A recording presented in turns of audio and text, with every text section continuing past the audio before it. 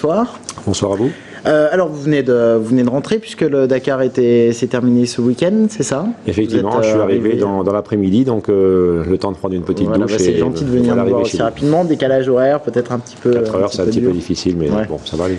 Alors vous êtes arrivé 84e sur 88, mais c'est un véritable exploit puisqu'il y a eu plus de 70 abandons en moto sur les 9000 km du parcours. Le rallye a été, j'imagine, un peu difficile à faire quand même.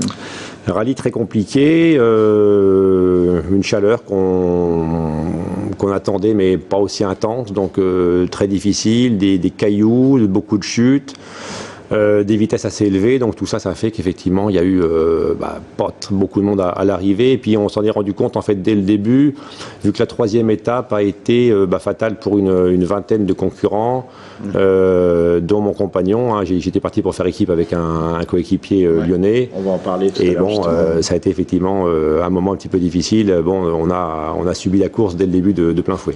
Alors un exploit cette année, d'autant plus qu'en 2007, vous aviez déjà participé au Dakar. Bon, à l'époque c'était en Afrique, oui. Et vous aviez dû abandonner à la 8e étape.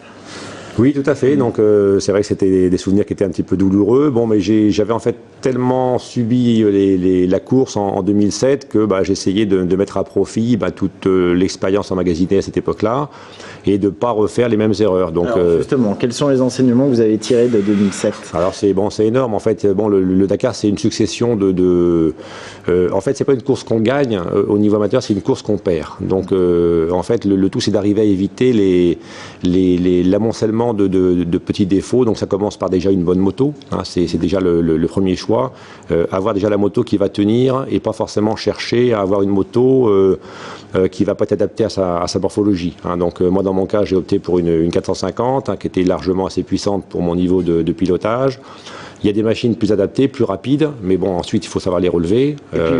Vous vous êtes aussi mis en équipe, alors qu'en 2007 vous étiez tout seul, c'est ça? Oui, tout à fait. L'équipe, c'est nécessaire pour faire un rallye comme ça? Il y a différentes écoles où on est effectivement très bon et on part avec une équipe professionnelle, et donc là je dirais que il faut effectivement après démontrer son talent. Ou on est amateur, et c'est mon cas, et là il y a différentes possibilités, où on part avec une équipe d'assistance et elles ne sont pas toutes d'un même niveau, ou alors on fait le choix de partir comme je l'ai fait moi cette année sans assistance, mais au moins où en fait j'ai tenté de maîtriser tous les éléments de la course.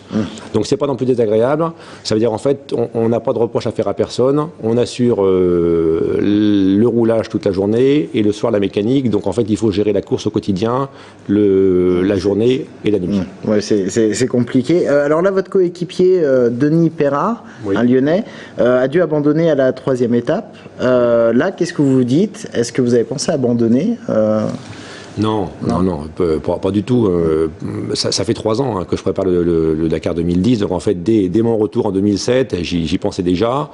Ça a été long à mettre en place, trouver les partenaires, trouver les sympathisants qui ont voulu nous donner un coup de main. Et puis faire les bons choix, trouver la préparation pour la moto. Donc 3 ans que j'y pense, et donc non, on ne peut pas s'arrêter. Bon, par contre, ce qui est clair, c'est que durant ces 3 ans, j'ai discuté avec mon ami tous les jours au téléphone. On a mis en place une stratégie et qui, en fait, est tombée. Donc ça a remis en cause effectivement beaucoup de choses. Mais vous avez fait les 9000 km. Quels sont les souvenirs que vous allez retenir de ces 9000 km? Peut-être déjà les paysages Alors les paysages, c'est clair que c'est grandiose, c'est immense, on change de mesure par rapport à la France, c'est 4 ou 5 fois plus grand que la France, donc c'est gigantesque.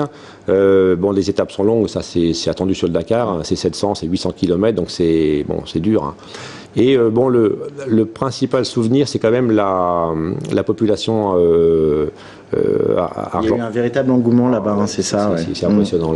Beaucoup de couverture télévisuelle. Les Argentins sont partout, sont fous de sport automobile, de sport moto. Donc on a fait des fois des centaines de kilomètres avec du monde en permanence, à tel point qu'on n'osait pas s'arrêter pour se reposer ou pour mettre de l'essence.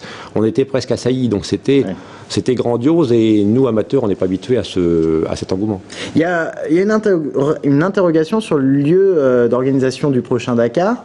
On n'évacue pas l'Afrique, il y a une forte demande des gouvernements tunisiens, libyens et égyptiens, mais également une forte demande des Chiliens, des Argentins.